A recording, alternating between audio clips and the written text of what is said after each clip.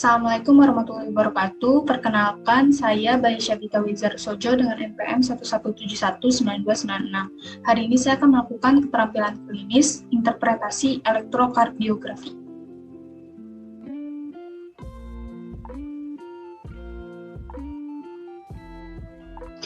Baik, dari sini terdapat hasil elektrokardiografi. Pertama-tama, kita menentukan dulu irama dari elektrokardiografi ini adalah sinus atau tidak. Bagaimana cara menentukan irama dari elektrokardiografi ini? Itu pertama kita harus mencari gelombang P yang diikuti dengan gelombang QRS. Nah, di sini kita dapat melihat bahwa ada gelombang P di sini, lalu diikuti dengan gelombang Q, R, dan S. Nah, sini sudah terlihat. Lalu selanjutnya menentukan rate-nya atau heart rate. Nah, ini gimana cara menentukannya? Itu kita lihat dari R ke R. Dihitung berapa kotak. Di sini ada 1, 2, 3, 4. 4 kotak ditambah 1, 2, 3, kurang lebih 3 kotak kecil, berarti 4 dikali 5, satu kotak sedang ini, di sini ada 5 kotak kecil, berarti 4 kali 5 ada 20, ditambah 3, berarti ada 23. Ada 23 kotak kecil dari R ke R. Nah, untuk menghitung rate-nya ini, untuk kotak kecil berarti 1500 dibagi dengan 23 tadi.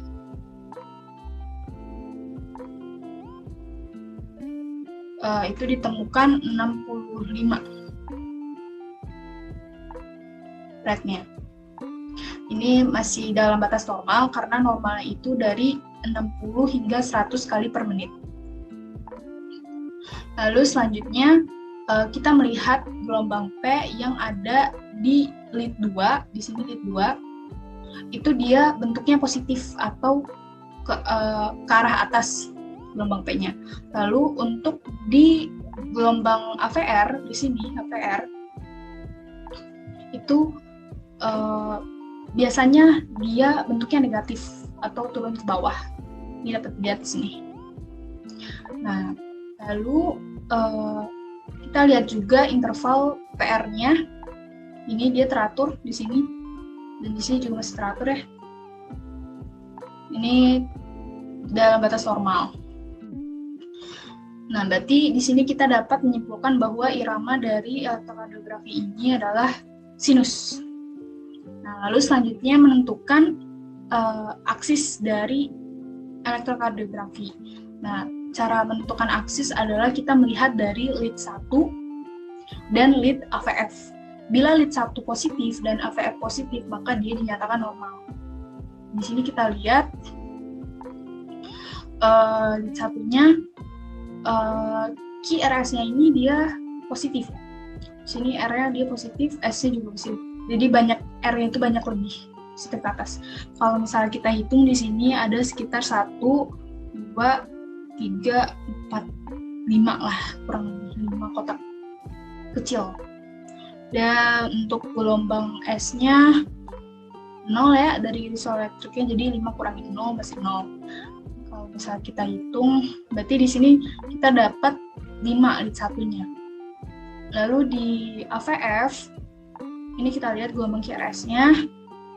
Ini dari gelombang R ke S, ini ada sekitar 1, 2, 3, 4. 1, 2, 3 lah. 4 tambah 3, 7, berarti 5 tambah 7, ada sekitar 12. Gelombang S ke bawahnya 0, berarti 12. Berarti kalau misalnya kita buat garis seperti ini, tadi di sini ada 1, di sini VF. Tadi berarti 5,0 ya, X, Y kan. 5,0 berarti kurang lebih di sini. Ya.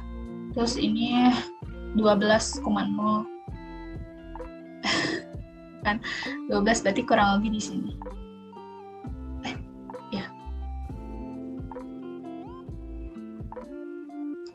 Lebih condong ke arah sini sih, berarti masih dalam batas normal positif, karena sama-sama ke atas, berarti positif di lead satunya positif, di AVF-nya positif, berarti masih dalam batas normal.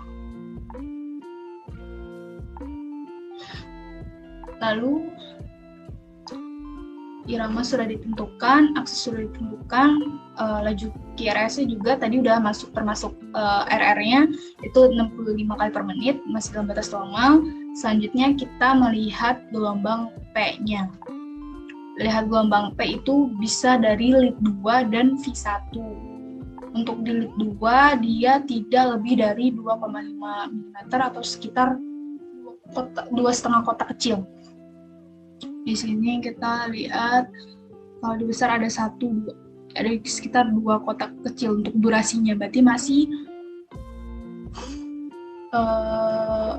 di sini untuk durasinya 2 kotak kecil dan amplitudenya 2 kotak kecil, berarti masih dalam batas normal. Lalu selanjutnya kita bisa melihat di V1.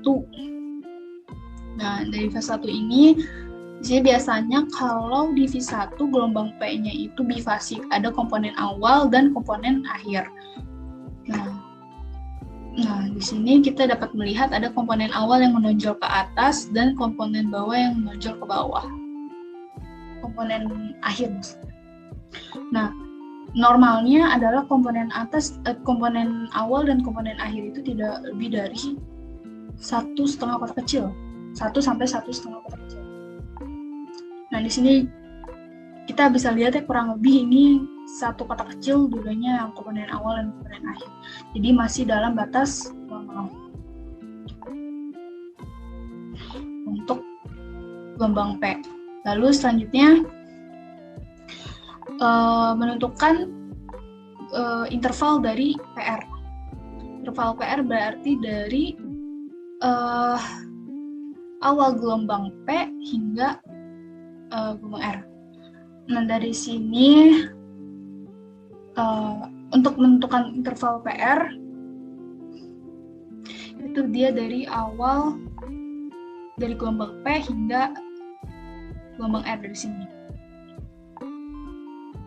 Nah, ini ada sekitar 1, 2, 3, 4 kotak kecil. Berarti ada sekitar 4 kali 0,4, durasinya berarti 0,16. Untuk dia masih dalam batas normal. Normalnya itu dia 0,12 hingga 0,2 detik untuk durasinya. Itu sekitar 3 hingga 5 kotak kecil. Ini ada 4 kotak kecil, berarti masih dalam batas normal. Lalu selanjutnya melihat kompleks QRS. Ya, di sini gelombang QRS yang ini yang QRS itu kita lihat bagaimana bentuk kelompoknya. Normalnya itu Q negatif, R positif, dan S negatif. Jadi ke bawah, atas, ke bawah. Nah, ini kita lihat R lebih positif dan Q sama R-nya kurang terlihat ke bawah, cuman masih dalam batas normal ini. Lalu kita melihat sempit atau luasnya gelombang QRS ini.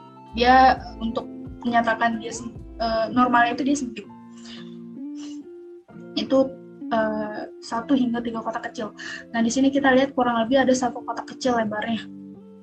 Jadi masih dalam batas normal. Ini kalau misalnya buat durasinya sekitar 0,4 detik juga. Karena satu kotak kecil. Selanjutnya kita melihat segmen ST. Nah, segmen ST ini kalau misalnya kita lihat dari lead satunya, kita mengukurnya dari titik J atau dari gelombang S-nya hingga ke awal gelombang T. Kita lihat dari sini sampai ke sini. Normalnya adalah dia itu isoelektrik atau datar. Ini kita lihat dari sini ya. Ini isoelektrik, harusnya isoelektrik. Dan ini ada sedikit elevasi dari titik J-nya. Nah, jadi gelombang ST-nya ada sedikit elevasi dari segmen ST. Baik, Dari sini, hasil dari interpretasi ini adalah irama sinus normal dengan segmen ST sedikit elevasi. Baik, sekian dari interpretasi elektrokardiografi. Terima kasih.